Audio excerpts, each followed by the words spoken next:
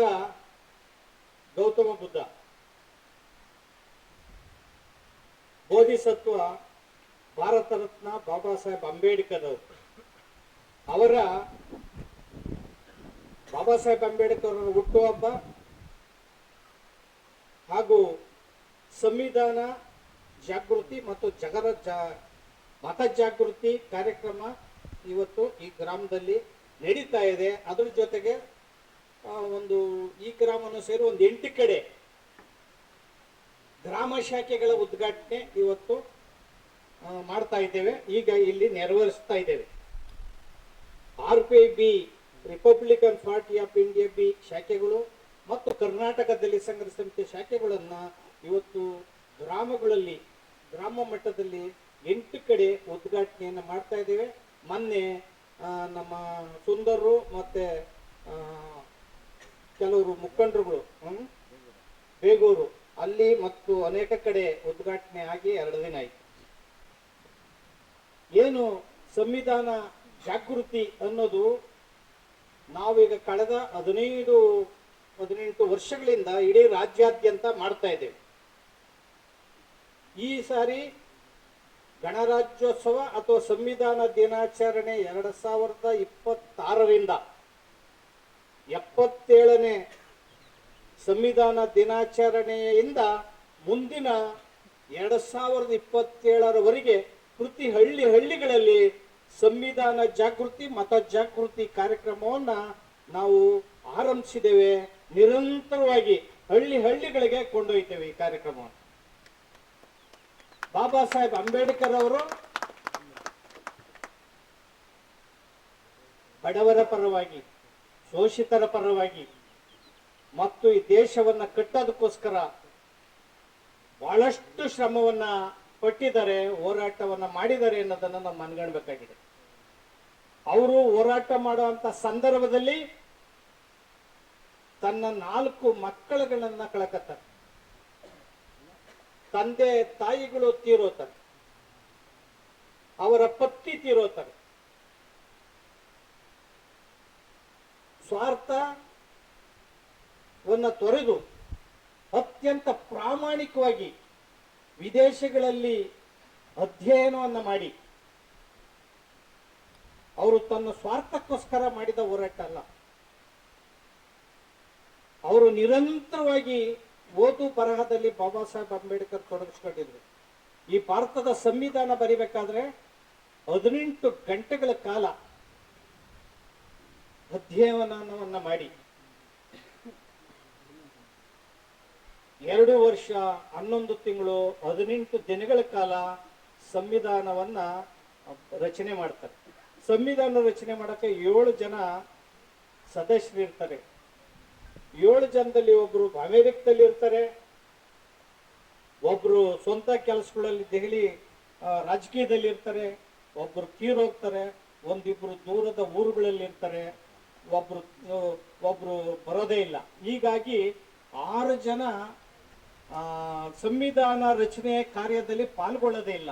7ನೇದಾಗಿ ಬಾಬಾ ಸಾಹೇಬ್ ಅಂಬೇಡ್ಕರ್ ಅವರು ಗರುಡು ಸಮಿತಿ ಅಧ್ಯಕ್ಷರಾಗಿ ನಿರಂತರವಾಗಿ ಓದು ಬರಹವನ್ನ ಮಾಡಿ ಸಂವಿಧಾನ ಬರವಣಿಗೆಗೆ 20,000 ಪುಟ್ನೋಟನ್ನು ತಯಾರು ಮಾಡಿರ್ತಾರೆ. ಸಂಸತ್ತಲ್ಲಿ ಕೇಳಿದಂತ ಪ್ರಶ್ನೆಗಳು 3,700 ಪ್ರಶ್ನೆಗಳಿಗೆ 27,000 ಪುಟಗಳಷ್ಟು ಉತ್ತರವನ್ನ ದಾಖಲೆ ಸಮೇತ ಕೊಟ್ಟು ಅತ್ಯಂತ ಪ್ರಯಾಸದಿಂದ ಈ ಸಂವಿಧಾನವನ್ನು ರಚನೆ ಮಾಡ್ತಾರೆ. ಬಾಬಾ ಸಾಹೇಬ್ ಅಂಬೇಡ್ಕರ್ ಅವರಿಗೆ ಸಂವಿಧಾನ ರಚನೆ ಮಾಡೋದು ಒಂದು ಸಣ್ಣ ಕೆಲಸ. ಯಾಕಂದ್ರೆ ಅಷ್ಟು ಓದು ಅಧ್ಯಯನವನ್ನ ಬಾಬಾ ಸಾಹೇಬ್ ಅಂಬೇಡ್ಕರ್ ಅವರು ಮಾಡಿದ್ದಾರೆ. ಆ ಸಂವಿಧಾನ ರಚನೆ ಮಾಡುವಂತ ಸಂದರ್ಭದಲ್ಲಿ ಅವರು ಯಾವುದೇ ಒಂದು ಪರಿಶಿಷ್ಟ ಜಾತಿಯವರಿಗೆ ಸಂವಿಧಾನ ಬರೆದಿದ್ದಾರೆ, ಬುಡಕಟ್ಟು ಅಲೆಮಾರಿ ಅವರು ಬರೆದಿದ್ದಾರೆ ಅಂತ ಭಾವನೆ ಮಾಡಬಾರ್ದು. ಇಡೀ ಭಾರತದಲ್ಲಿ ನೆಲಮೂಲದ ಎಲ್ಲ ಮಕ್ಕಳುಗಳನ್ನ ವಿಮೋಚನೆ ಮಾಡೋದಕ್ಕೆ, ಈ ದೇಶವನ್ನು ವಿಮೋಚನೆ ಮಾಡೋದಕ್ಕೆ, ಎಲ್ಲ ಜೀವ ಪರವಾಗಿ ಸಕಲ ಜೀವರಾಶಿಗಳ ಪರವಾಗಿ ಈ ಸಂವಿಧಾನ, ಭಾರತದ ಸಂವಿಧಾನ ಇದೆ. ಇವತ್ತು ಭಾರತದ ಸಂವಿಧಾನ ಇಷ್ಟು ಭದ್ರವಾಗಿರ್ಲಿಲ್ಲ ಅಂದ್ರೆ ಇರಾನ್ನಲ್ಲಿ, ಉಕ್ರೇನ್ನಲ್ಲಿ, ಅಮೆರಿಕಲ್ಲಿ, ಫ್ರಾನ್ಸ್ನಲ್ಲಿ ನಡೆಯುವಂಥ ಯುದ್ಧಗಳಿದಾವಲ್ಲ, ಆ ಎಲ್ಲ ಯುದ್ಧಗಳು ಇಂಡಿಯಾದ ಮೇಲೆ ಆಗಬೇಕಾಗಿತ್ತು.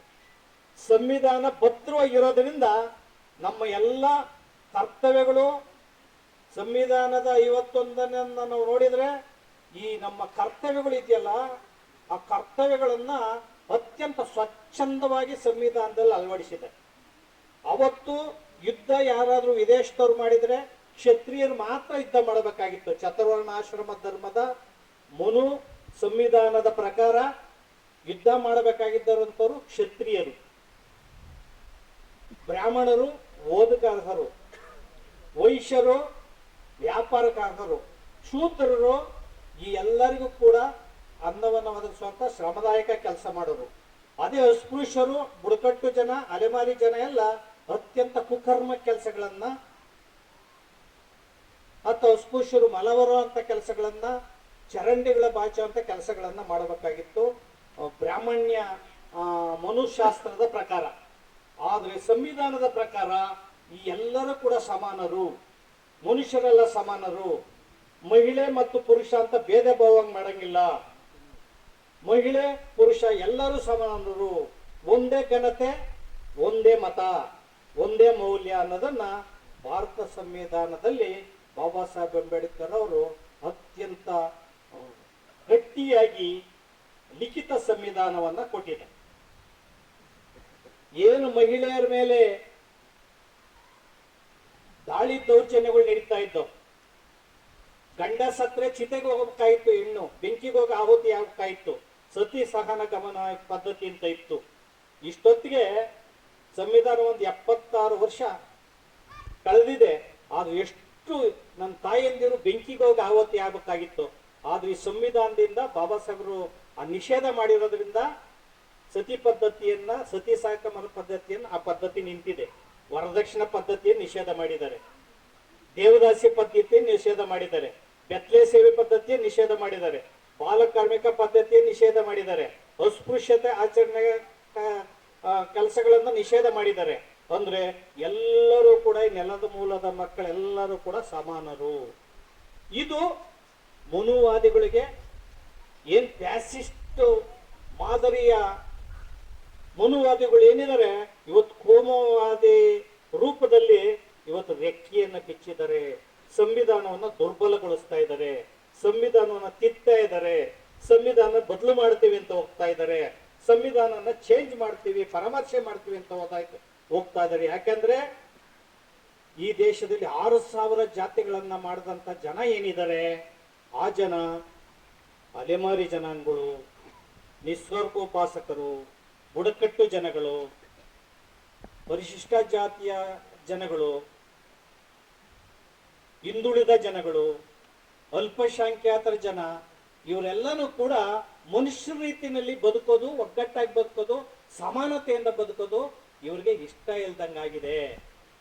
ಯಾರಿಗೆ ಇಷ್ಟ ಇಲ್ದಂಗಾಗಿದೆ ಅಂದ್ರೆ ಮೇಲ್ವರ್ಗಗಳು, ಪಟ್ಟಭದ್ರ ಹಿತಾಸಕ್ತಿಗಳು ನೂರಾರು ಸಾವಿರಾರು ಕೋಟಿ ರೂಪಾಯಿಗಳನ್ನ ಕೂಡಿಟ್ಕೊಂಡಿದ್ದವರು ಅಂತವ್ರು, ಈ ದೇಶದ ಸಂಪತ್ತನ್ನ ತಮ್ಮ ಕೈಲಿ ಹಿಡ್ಕೊಂಡ್ರು ಅಂತವ್ರು, ಈ ದೇಶದ ಕೈಗಾರಿಕೆಗಳನ್ನ, ದೊಡ್ಡ ದೊಡ್ಡ ಕೈಗಾರಿಕೆಗಳ ಮಾಲೀಕರಾಗಿರುವಂತವ್ರು, ಖಾಸಗಿ ಉದ್ಯಮಗಳನ್ನ, ವಲಯಗಳನ್ನ ಕೈಲಿಟ್ಕೊಂಡಿರುವಂತವ್ರು, ಕೃಷಿ ಕ್ಷೇತ್ರಗಳನ್ನ ಕೈಲಿಟ್ಕೊಂಡಿರುವಂತವ್ರು ಇದಾರಲ್ಲ, ಈ ಸಮಾಜ ಈ ಬಡ ಸಮಾಜದ ಮೇಲೆ ಸೇಡಿನ ಕ್ರಮವನ್ನು ಅನುಸರಿಸ್ತಾ ಇದ್ದಾರೆ. ಆ ಕಾರಣದಿಂದಲೇನೆ 6,000 ಜಾತಿಗಳನ್ನಾಗಿ ನಮ್ಮನ್ನು ಒಡೆದಿದ್ದಾರೆ. 1 ಲಕ್ಷ ಉಪಜಾತಿಗಳಿದೆ ನಮ್ಮ ಮಧ್ಯೆ, 16 ಧರ್ಮಗಳಿದಾವೆ ನಮ್ಮ ಮಧ್ಯೆ, 100 ಭಾಷೆಗಳಿದಾವೆ ನಮ್ಮಲ್ಲಿ, ಅನೇಕ ಸಂಸ್ಕೃತಿ ಸಂಪ್ರದಾಯದ ಮಧ್ಯೆ ನಮ್ಮನ್ನು ಹೊಡೆದಿದ್ದಾರೆ. ಮೂಢನಂಬಿಕೆಗಳು, ಕಂದಾಚಾರದ ಮೂಲಕ ನಮ್ಮನ್ನ ಕುಬ್ಜರನ್ನಾಗಿ ಕೂಡಿ ಹಾಕಿದ್ದಾರೆ. ಈ ಮೂಢನಂಬಿಕೆಗಳ ತೊರೆದು, ಕಂದಾಚಾರಗಳನ್ನ ತೊರೆದು, ಜಾತಿಗಳನ್ನ ತೊರೆದು ಇವತ್ತು ಮುಖ್ಯ ವಾಹಿನಿಗೆ ಮನುಷ್ಯರಾಗಿ ಬರಬೇಕಾಗಿದೆ. ಅದು ಸಂವಿಧಾನ ಹೇಳುತ್ತದೆ. ಇದು ಬರಬೇಕಾದ್ರೆ ಮತ ಜಾಗೃತಿ ಬರಬೇಕಾಗಿತ್ತು. ನಮ್ಮಲ್ಲಿ ಸಾಮಾಜಿಕ ಸಮಸ್ಯೆಗಿನ್ನ ರಾಜಕೀಯ ಸಮಸ್ಯೆ ಅತ್ಯಂತ ದೊಡ್ಡದಾಗಿದೆ. ಏನ್ ರಾಜಕೀಯ ಸಮಸ್ಯೆ ಅಂದ್ರೆ ಏನಂದ್ರೆ, ಚುನಾವಣೆ ಬಂದಾಗ ಎಂಡ ಮದ್ಯಗಳಿಗೆ ಗುಲಾಮರಾಗಿ ಹಣಗಳ ವ್ಯಾಮೋಹಕ್ಕೆ ಮತಗಳನ್ನ ಮಾರಿಕೊಳ್ಳೋದ್ರ ಮೂಲಕ ಈ ದೇಶದಲ್ಲಿಗಿಂತ ಪಟ್ಟಭದ್ರ ಹಿತಾಸಕ್ತಿಗಳು ಏನಿದ್ದಾರೆ, ಶ್ರೀಮಂತ ಪಕ್ಷಗಳು ಏನಿದಾವೆ, ಶ್ರೀಮಂತರು ಏನಿದ್ದಾರೆ, ಅವ್ರಿಗೆ ವೋಟನ್ನ ನೀವು ಹಾಕ್ತಾ ಇದೀವಿ ಅನ್ನೋ ಒಂದು ಪ್ರಜ್ಞೆಯನ್ನ ನಾವು ಇಟ್ಕೋಬೇಕಾಗಿದೆ. ಬಿಜೆಪಿ ಆಗಬಹುದು, ಕಾಂಗ್ರೆಸ್ ಆಗಬಹುದು, ಜನತಾದಳ ಜನತಾ ಆಗಬಹುದು. ಈ ಪಕ್ಷಗಳು ಶ್ರೀಮಂತರ ಪಕ್ಷಗಳು. ಒಬ್ರು MLA ಆಗಿ ಆಯ್ಕೆ ಆಗ್ಬೇಕಾದ್ರೆ 50 ಕೋಟಿ ಹೆಚ್ಚು ಹಣವನ್ನ ಖರ್ಚು ಮಾಡ್ತಾರೆ. ಹಣ ಯಾರ್ದು? ಹಣ ನಿಮ್ದದು. ಒಬ್ಬ MP ಆಗ್ಬೇಕಾದ್ರೆ 100 ಕೋಟಿಗೂ ಹೆಚ್ಚು ಹಣವನ್ನ ಖರ್ಚು ಮಾಡ್ತಾರೆ. ಬಡವರ ಮಕ್ಕಳು MLA, MP, ಜಿಲ್ಲಾ ಪಂಚಾಯತಿ, ತಾಲೂಕ್ ಪಂಚಾಯತಿ ಸದಸ್ಯರಾಗಿ ಸಾಧ್ಯ ಇಲ್ಲ. ಮಹಿಳೆಯರು ಇವತ್ತು ರಾಜಕಾರಣಕ್ಕೆ ಬರಬೇಕಾಗಿದೆ. ಯುವಕರು ರಾಜಕೀಯಕ್ಕೆ ಬರಬೇಕಾಗಿದೆ. ಈ ದೇಶವನ್ನು ಆಳಬೇಕಾಗಿದೆ. ಅದು ಬಾಬಾ ಸಾಹೇಬ್ ಅಂಬೇಡ್ಕರ್ ಅವರು ಜ್ಞಾತಿ ಪವರ್. ನೀವು ಅಧಿಕಾರಕ್ಕೆ ಬರಬೇಕಾಗಿದೆ. ಈ ಸಮಾಜದಲ್ಲಿರ್ತಕ್ಕಂಥ ಬಡವರು, SC, ST, OBC, ಧಾರ್ಮಿಕ ಅಲ್ಪಸಂಖ್ಯಾತರು 85% ಸಂಖ್ಯೆ ಇಡೀ ದೇಶದಲ್ಲಿದೆ. 40 ಕೋಟಿ ಪರಿಶಿಷ್ಟ ಜಾತಿ ಪಂಗಡಗಳು, 30 ಕೋಟಿ ಮುಸ್ಲಿಮರು, ಒಟ್ಟು 70 ಕೋಟಿ ಮತದಾರರು ನೀವಿದ್ದೀರಿ. ಆದ್ರೆ ನೀವು ಯಾರು ಕೂಡ ಅಧಿಕಾರದಲ್ಲಿಲ್ಲ. ಈ ದೇಶದಲ್ಲಿ ಪ್ರಧಾನಮಂತ್ರಿ ಪರಿಶಿಷ್ಟ ಜಾತಿಯವರಾಗಿಲ್ಲ, ಅಲೆಮಾರಿಗಳಾಗಿಲ್ಲ, ಮುಸ್ಲಿಮರಾಗಿಲ್ಲ, ಮುಖ್ಯಮಂತ್ರಿ ಆಗಕ್ಕೆ ಸಾಧ್ಯ ಆಗಿಲ್ಲ. ಪರಿಶಿಷ್ಟ ಜಾತಿಯವರು ಮುಖ್ಯಮಂತ್ರಿ ಆಗಕ್ಕೆ ಸಾಧ್ಯ ಆಗಿಲ್ಲ, ಮುಸ್ಲಿಮರು ಸಾಧ್ಯ ಆಗಿಲ್ಲ, ಪ್ರಧಾನಿ ಆಗಕ್ಕೆ ಸಾಧ್ಯ ಆಗಿಲ್ಲ. ಈಗಾಗಲೇ ಸಂವಿಧಾನ ಜಾರಿಯಾಗಿ 76 ವರ್ಷಗಳು ಕಳೆದಿದೆ. ಯಾಕೆ ಅನ್ನೋ ಪ್ರಶ್ನೆಯನ್ನ, ಯಕ್ಷ ಪ್ರಶ್ನೆಯನ್ನ ನೀವು ಹಾಕಬೇಕಾಗಿದೆ. ಆ ಮೂಲಕ ಮತ ಜಾಗೃತಿಯನ್ನ ಮಾಡಬೇಕಾಗಿದೆ. ಯಾರು ಶ್ರೀಮಂತರಿದ್ದಾರೆ, ಯಾರು ಹಣವಂತರಿದ್ದಾರೆ, ಯಾರು ಪಟಭದ್ರ ಹಿತಾಸಕ್ತಿಗಳಿದ್ದಾರೆ, ಯಾರು ಮೇಲ್ಜಾತಿಗಳಿದ್ದಾವೆ, ಅವರು ಮಾತ್ರ MP, MLA ಆಗ ಸಾಧ್ಯ ಆಗಿದೆ. ಆ ಮೂಲಕ ಶ್ರೀಮಂತರು ಅಧಿಕಾರದಲ್ಲಿ ಕೂತ್ಕೊಂಡು ವಿಧಾನಸೌಧ ಪಾರ್ಲಿಮೆಂಟ್ ಅಲ್ಲಿ ಕೂತ್ಕೊಂಡು ನಿಮ್ ಬಡತನ ನಿರ್ಮೂಲನೆ ಮಾಡ್ತೀವಿ, ನೀವು ಮನೆ ಕೊಡ್ತೀವಿ, ನಿಮ್ಗೆ ಸೈಟ್ ಕೊಡ್ತೀವಿ, ನಿಮ್ಗೆ 5 ಗ್ಯಾರಂಟಿ ಕೊಡ್ತೀವಿ, ನಿಮ್ಗೆ ಅಕ್ಕಿ ಕೊಡ್ತೀವಿ, ನಿಮ್ಗೆ ರೇಷನ್ ಕೊಡಿಸ್ತೀವಿ, ನಿಮಗೆ ಕುಡಿಸ್ತೀವಿ ಅಂತ ಹೇಳ್ತಾ ಇದಾರಲ್ಲ, ಇದು ಎಷ್ಟು ಹಾಸ್ಯಾಸ್ಪದ, ಆಶ್ಚರ್ಯ ಅನ್ನೋದನ್ನ ನೀವು ಪ್ರಶ್ನೆ ಮಾಡ್ಕೋಬೇಕಾಗಿದೆ. ಇದನ್ನ ಹಳ್ಳಿಗಳಲ್ಲಿ ನಾವು ಹೇಳ್ತೇವೆ. ಮಹಿಳೆಯರು ಅರ್ಥ ಮಾಡ್ಕೋಬೇಕು, ಯುವಕರು ಅರ್ಥ ಮಾಡ್ಕೋಬೇಕಾಗಿದೆ. ಆ ಕಾರಣದ ಈ ತರದ ಇವತ್ತು ಕೂಡ 75 ವರ್ಷ ಆದ್ರೂ ಕೂಡ ಇಲ್ಲಿ ವಾಸ ಮಾಡುವಂತ, ದೀರ್ಘ ವರ್ಷಗಳಿಂದ ವಾಸ ಮಾಡುವಂತವ್ರಿಗೆ ನಿವೇಶನ ಕೂಡ ಸಿಕ್ಕಿಲ್ಲ, ನಿಮ್ಗೆ ಕುಡಿಯೋ ನೀರು ಸಿಕ್ಕಿಲ್ಲ, ರಸ್ತೆಗಳು ಸಿಕ್ಕಿಲ್ಲ, ನಿಮ್ ಮಕ್ಕಳಿಗೆ ಉದ್ಯೋಗ ಸಿಕ್ಕಿಲ್ಲ. ಇದು ದೇಶದ ಸಮಸ್ಯೆ. ಈ ದೇಶದಲ್ಲಿ ತೀವ್ರ ಬಡತನ ಇದೆ, ಹಸಿವು, ಅಸ್ಪೃಶ್ಯತೆ ಇದೆ, ನಿರಕ್ಷರತೆ ಇದೆ. ನಿರಕ್ಷರತೆ ನಿರ್ಮೂಲನೆ ಆಗಬೇಕಾಗಿದೆ, ಹಸಿವು ನಿವಾರಣೆ ಆಗಬೇಕಾಗಿದೆ, ಉದ್ಯೋಗ ಸಿಗಬೇಕಾಗಿದೆ. ಈ ದೇಶ ಮುಂದಕ್ಕೆ ಬರಬೇಕಾಗಿದೆ. ಇವತ್ತು ಮೋದಿಜಿ ಅವರು ಹೇಳ್ಕೊಡ್ತಾರೆ, ನಾವು 3ನೇ ಬಹುದೊಡ್ಡ ಆರ್ಥಿಕವಾಗಿ ಮುಂದುವರೆದ ಜಗತ್ತಿನಲ್ಲಿ ದೇಶ ಅಂತ. ಆದ್ರೆ ಇವತ್ತು ನಿವೇಶನಗಳಿಲ್ಲ, ಮನೆಗಳಿಲ್ಲ, ಕುಡಿಯಕ್ ನೀರಿಲ್ಲ, ವಿದ್ಯೆಗಳಿಲ್ಲ, ಅನಕ್ಷರತೆ ಇದೆ. ಇದು ಇವ್ರು ಕಣ್ಣು ತೆರಿಬೇಕಾಗಿದೆ. ಸಿದ್ದರಾಮಯ್ಯನವರು 5 ಗ್ಯಾರಂಟಿ 2,000 ರೂಪಾಯಿ ನಿಮಗೆ ಕೊಡ್ತೀವಿ ಅಂತ ಹೇಳ್ತಾರೆ ಹೆಣ್ಮಕ್ಳಿಗೆ. ಬಸ್ ಅನ್ನ ಗ್ಯಾರಂಟಿ, ನೀವು ಏನು 5 ಗ್ಯಾರಂಟಿ ಕೊಟ್ಟು ಫ್ರೀ ಉಚಿತವಾಗಿ ಬಸ್ ಅಲ್ಲಿ ಪ್ರಯಾಣ ಮಾಡಬೇಕು ಅಂತ ಹೇಳ್ತಾರೆ. ಅದ್ರ ದುಡ್ಡು ಯಾರ್ದು ಅನ್ನೋದನ್ನು ಕೂಡ ನೀವು ಯೋಚನೆ ಮಾಡಬೇಕಾಗಿದೆ. ಆ ದುಡ್ಡು ಪರಿಶಿಷ್ಟ ಜಾತಿಯವರ ದುಡ್ಡು. SC, SP, TSP ನಲ್ಲಿ ಪರಿಶಿಷ್ಟ ಜಾತಿಯವರ ಅಭಿವೃದ್ಧಿಗೋಸ್ಕರ, ಅವರ ಮಕ್ಕಳ ವಿದ್ಯಾಭ್ಯಾಸಕ್ಕೋಸ್ಕರ, ಅವರ ಮನೆ ಕೊಡಕ್ಕೋಸ್ಕರ, ಅವ್ರ ಸಬಲೀಕರಣ ಕೊಡಕ್ಕೋಸ್ಕರ SC, SP, TSP ಹಣವನ್ನ 5 ಗ್ಯಾರಂಟಿಗೆ ಸಿದ್ದರಾಮಯ್ಯನವರು ಹಾಕಿದ್ದಾರೆ. 5 ಗ್ಯಾರಂಟಿಗೆ 50,000 ಕೋಟಿಯನ್ನ 2.5 ವರ್ಷದಲ್ಲಿ ಸಿದ್ದರಾಮಯ್ಯನವರು ಖಜಾನೆಯನ್ನು ಖಾಲಿ ಮಾಡಿ 5 ಗ್ಯಾರಂಟಿ ಕೊಟ್ಟು, ಕೆರೆ ನೀರನ್ನು ಕೆರೆಗೆ ಚೆಲ್ಲಿ ಅಂತ ಹೇಳಿ, ವರವ ಪಡೆದೆ ಅಂತ ಹೇಳಿ, ಅಹಿಂದ ಅಧಿಕಾರ ಅಂತ ಹೇಳ್ಕೊಂಡು ಕಾಂಗ್ರೆಸ್ ಮೋಸ ಮಾಡಿದ್ದಾರೆ, ನಿಮ್ಗೆ ಬಿಜೆಪಿಯವರು ಮೋಸ ಮಾಡಿದ್ದಾರೆ, ದೇವೇಗೌಡರ ಪಕ್ಷ ಕೂಡ ಮೋಸ ಮಾಡಿದ್ದಾರೆ. ಇದನ್ನ ಅರ್ಥ ಮಾಡ್ಕೋಬೇಕಾಗಿದೆ. ಅದಕ್ಕೋಸ್ಕರ ದಲಿತ ಚಳವಳಿಗಳು, ರೈತ ಚಳವಳಿಗಳು, ಕನ್ನಡ ಚಳವಳಿಗಳು, ಅನೇಕ ಹೋರಾಟಗಳನ್ನ, ಜಾಗೃತಿ ಕಾರ್ಯಕ್ರಮಗಳನ್ನ ನಾವು ಮಾಡ್ತಾ ಬಂದಿದ್ದೇವೆ. ನಿಮ್ಮಲ್ಲಿ ಜಾಗೃತಿ ಬಂದಿಲ್ಲ. ಏನು ಸಂವಿಧಾನಬದ್ಧವಾಗಿ ಕೊಟ್ಟಂತ ಮೀಸಲಾತಿ ಏನಿದೆ, ಆ ಮೀಸಲಾತಿ 2000 ವರ್ಷಗಳಿಂದ 100% ಮೀಸಲಾತಿಯನ್ನ ನುಂಗಿ ನೀರು ಕುಡಿದಂತಹ ಮೇಲ್ಜಾತಿಯ ಬ್ರಾಹ್ಮಣ್ಯ ಸಮಾಜ ಆಡಳಿತವನ್ನ ಮೋದಿಯವರ ಕಿವಿ ಹಿಂಡಿ 10% ಮೀಸಲಾತಿಯನ್ನ ಪಡ್ಕೊಂಡ್ರು. ಅವರು ಬರೀ 2.5-3% ಸಮಾಜ ಅವ್ರ ಕೈಲೇ ಆಡಳಿತ ಇದೆ ಇವತ್ತು. ಇದನ್ನು ಯೋಚನೆ ಮಾಡಬೇಕಾಗಿದೆ ನಾವು. ನೀವು ಕೈಗಾರಿಕೆಗಳಲ್ಲಿ ನೋಡಿದ್ರೆ ಕೈಗಾರಿಕೆ ಮಾಲೀಕತ್ವ, ಖಾಸಗಿ ವಲಯದ ಮಾಲೀಕತ್ವ, ಕೃಷಿ ಮಾಲೀಕತ್ವ 85% ಇಡೀ ದೇಶದ ಭೂಮಿ, ಇಡೀ ದೇಶದ ಸಂಪತ್ತು, ಇಡೀ ದೇಶದ ಹಣ 3 ಸಮಾಜದಲ್ಲಿದೆ. ಯಾವುದು? ಬ್ರಾಹ್ಮಣ, ಕ್ಷತ್ರಿಯ, ವೈಶ್ಯರ ಕೈಲಿದೆ.